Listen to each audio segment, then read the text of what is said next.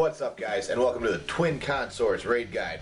As always, we're going to be in 25-man mode. We're going to be playing our mage, and the abilities will be scrolling above my head. So go ahead and, if you want to pause those, take a look at those, feel free. Let's get into this, though. There's a lot of stuff to cover for this fight. Probably one of my favorite fights in Throne of Thunder. Blizzard did another amazing job here with this fight.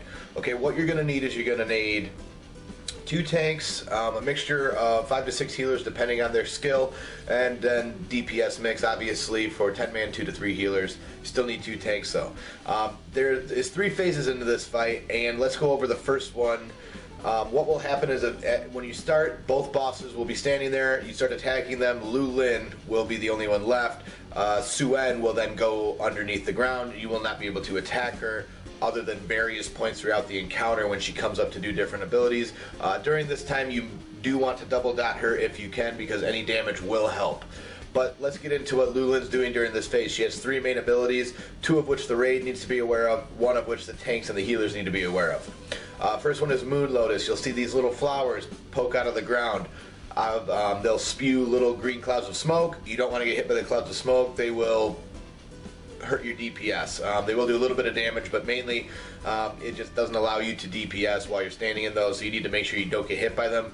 They're not a huge deal, and once Suen becomes active, they are inactive, but the flowers will still remain on the ground. So be aware of that once Suen is active, you will not see the little green puddles coming out, so just don't go over and stand on the flower for any reason.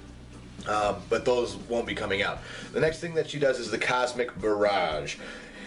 This is an ability that, unless you have slowed down time, you cannot dodge. I'll get into what all that means later at the end of the encounter. But pretty much Cosmic Barrage will just hit your raid members, knocking them back and doing significant damage. Again, line up a healing cooldown, a Devo, or a rally, whatever raid cooldowns you have, and then set up a heal for after that, just to get everybody nice and topped off.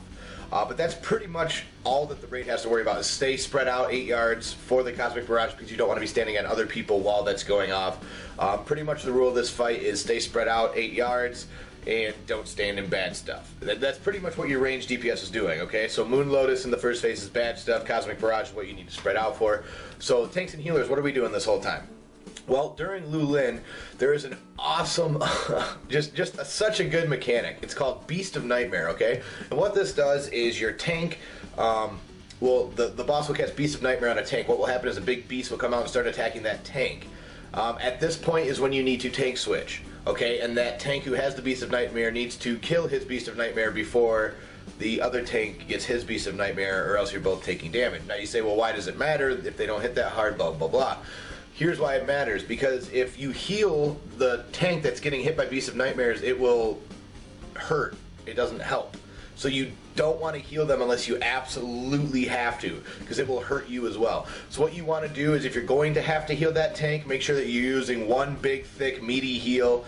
Make sure that that you're helping yourself out. If you can put any dots on you, any mitigation on yourself. But realistically, when we killed this fight, we really I think our tanks, our one tank was pretty geared, but our other one wasn't, and they still killed them extremely, extremely fast before we even really had to worry about it. The biggest thing is, like I said, make sure that if you're a hot class, okay, if you have smart heals, be careful while using those with the Beast of Nightmare tanks, because you will hurt yourself. It will happen.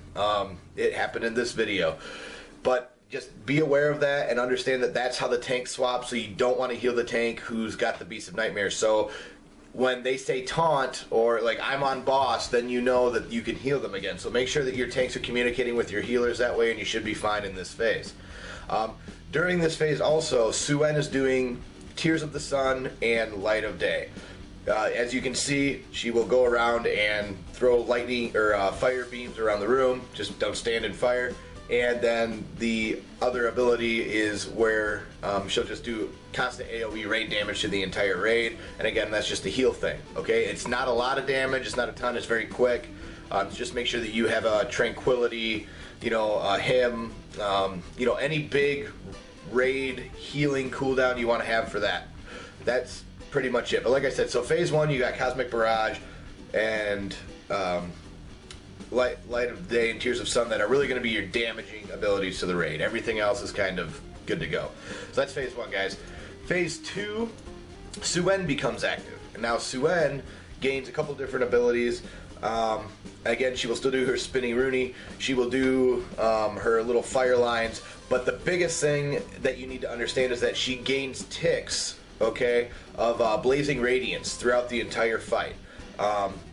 Anytime that she is active. And what this means is she does more and more fire damage as the fight goes on. So what you need to do to counter this is Lulin. The only ability that Lulin does during this phase is called Ice Comet. This drops a big Ice Comet on the ground. If you get hit by it, it will smack you in the face. Don't get hit by Ice Comet. However, once the Ice Comet is down, you can see it forming. You want to drag Suen over on top of the Ice Comet because it will soak her stacks back down. If you don't do this, that pulsing AoE damage that she does will literally kill your raid. So you need to make sure that as soon as that Ice Comet gets down, that your tanks are getting there quickly. The other thing during this phase, tanks, you will get a debuff. Just 2 stacks or whenever it falls off is roughly when you need to taunt back and forth. Again, healers, you need to make sure that you're aware that while that Ice Comet's forming and her stacks are rising, keep an eye on her stacks, because the higher the stacks, the more damage coming out. So feel free to heal during this phase. Again, this fight is really good for healers, really good for tanks, and really good for DPS. So everyone's having a lot of fun. If you're doing this fight right, you're going to see a lot of numbers for everybody, and that's what we want to see, right? But that's phase 2, when Suen is active. It's pretty much that. Now, next is phase 3. In phase 3, they will both be up. Now, what does this mean? There's only one new ability, and that's the tidal wave that you see here. You can dodge them. It's very difficult to dodge them because of the speed. If you slow time, it makes it a little bit easier. But this phase, you really want to burn down Suen first. And the reason is because if you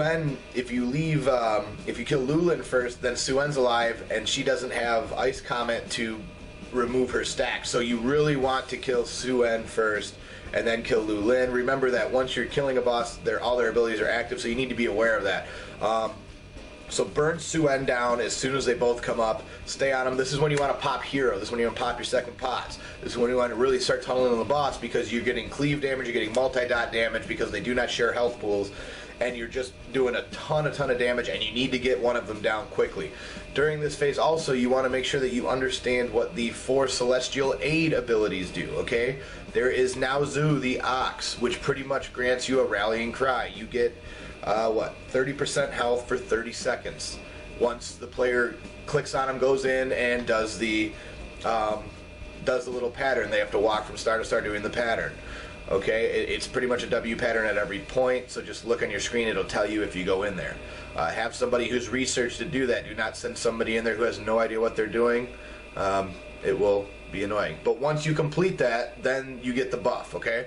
So Chi-Ji, the crane will come out and deal 500k damage to the enemies that it hits, so you'll see all these fire cranes running across the room. That's just nice to pop whenever you need some extra damage. So again, during the beginning of that phase 3 with your heroism and everything else, you may want to pop it then, just to make sure. Yulun the Serpent's Vitality. This one is awesome. Yulun, what the Serpent does is gives you 20k health and 2500 mana every second. It's really good. Like it's almost like a raid-wide raid-wide